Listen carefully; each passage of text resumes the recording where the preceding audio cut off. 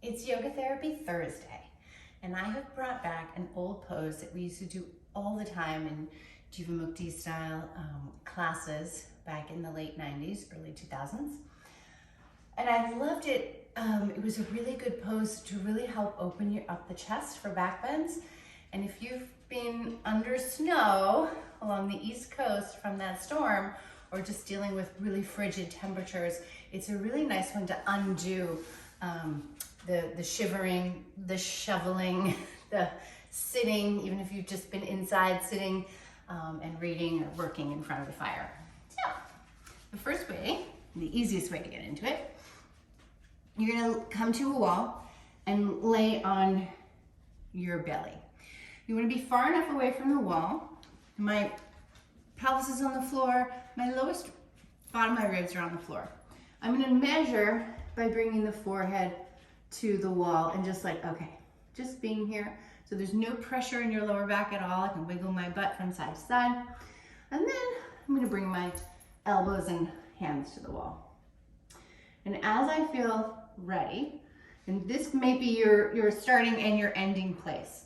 We're gonna do one side at a time because if it's easier to get into one shoulder at a time, and you can really work more therapeutically if you have one shoulder that is compromised or tight for whatever reason.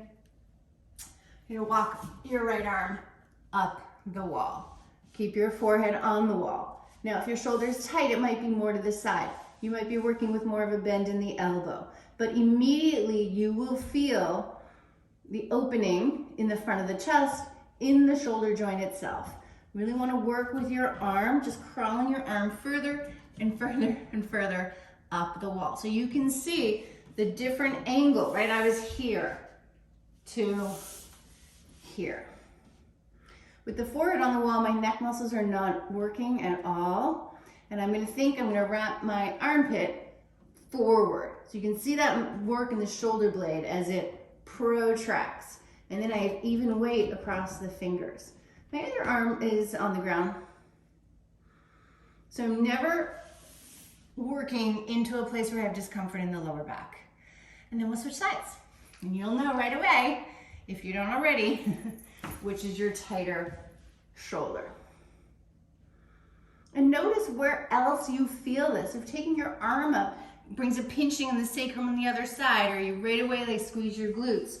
It's a lot of information for you to know your habitual holdings, your habitual way of doing things.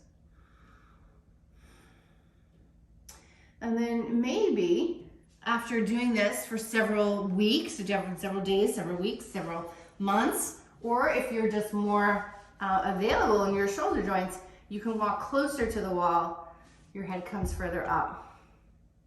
Now, if you are working with a tighter shoulder, I would suggest doing that side first, then doing the other side, and maybe doing that first side again, because when it's your practice, you can do it tailored to what you need.